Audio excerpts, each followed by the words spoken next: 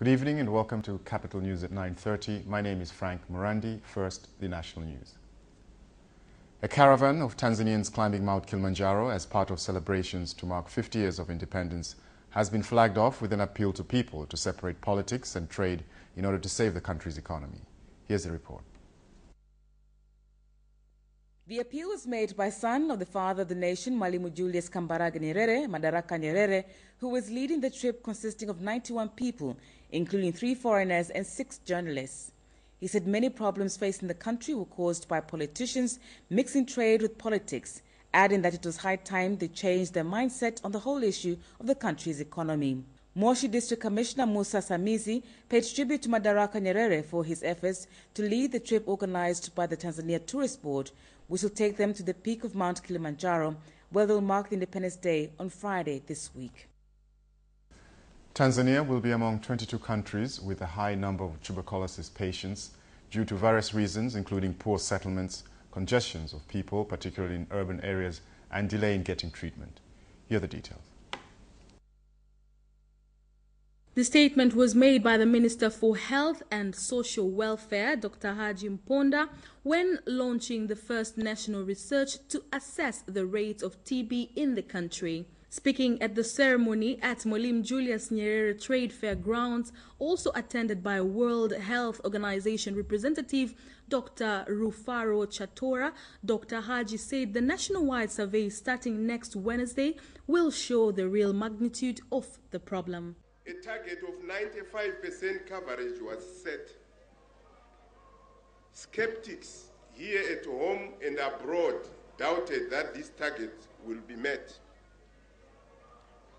We learned last Thursday, or was it Wednesday, at the Interagency Coordinating Committee that from the data that has come from the region, this target was met. In fact, it was surpassed as more children than 95% was reached. Standard Chartered Bank Chief Executive Officer Jeremy Awori said the media was a key pillar in helping promote their business, which is now facing high competition. I simply want to recognize the work that you do as media. It's not always easy, but it is critical and vital nevertheless. So for us, you've been very supportive through the year, and we really look forward to even more support and collaboration with you as we move forward. On the other hand, we should not compromise our clarity and bravery. We should be bold to report news based on facts, and we should also be courageous, given that we know our critical role in the ability to effect change, both on a social, economic, and governmental level. The flow of information is important for development of communities, and the media in Tanzania facilitates this. Without a wide array of information, people's opinions and views would be limited, and their impressions and conclusions of the world around them would be stunted. By sharing information to various media channels, be it in print or electronic, we help in educating our nation. Singida regional authorities have given a 2-week deadline for Singida district and municipal directors to ensure they identify all people living along trunk roads. Here are the details.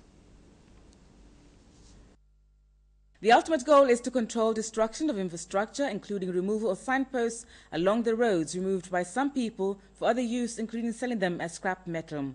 The directive was given by Singida Regional Commissioner Dr. Peseko Kone when opening a regional road board meeting. In his report, acting Singida Regional Manager of Tanzania National Roads Agency TANROADS, Frank Kisanga, said last year 117 million shillings was spent to replace stolen road signposts in the region. Despite electronic fiscal devices introduced by Tanzania Revenue Authority to control revenue collection, tax evasion in Mwanza region is still very high. Here's the report. Speaking during Taxpayers' Day to mark 50 years of independence, TRA Mwanza Regional Manager Jeremiah Lusana said there were still traders who evaded tax by not using the devices. He said tax evasion was also contributed by most people who lacked culture of demanding receipts after buying commodities, providing a loophole for traders. However, Mr. Lusana said they will continue to monitor closely sectors rampant in tax evasion, including areas where the devices are supposed to be installed. Local contractors caution that road expansion projects in the city of Dar es Salaam cannot be the solution to vehicle congestion in the metropolitan city. Here are the details. Instead, the engineers at the annual meeting of Institute of Engineers Tanzania IET advised the government to give priority to improvement of service roads and conjunctions in the city. The engineers led by IET President Bundala Malima were commenting on this year's meeting, whose focus was to devise strategies to reduce accidents and congestion of vehicles in towns and major cities in the country. Opening the meeting on behalf of the Minister for Works, Dr. John Magufuli, the Permanent Secretary to the Ministry, Musa Liombe, called on some local engineers not to undermine the construction sector.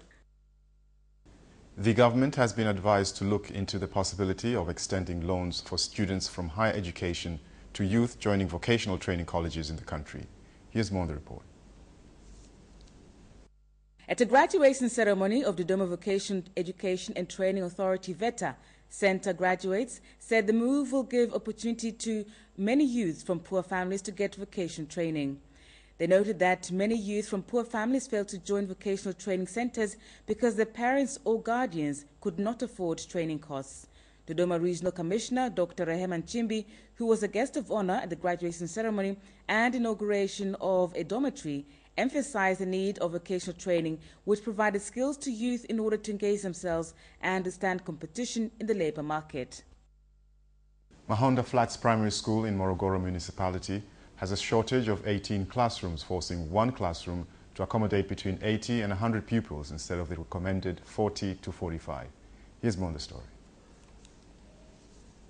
Head teacher Florenzia Swai said despite doing well in performance, shortage of classrooms is a barrier to the school's development. She suggested for the government to build another school in order to reduce the current number of children at her school. And that is the end of the national news. Africa News is next after this break.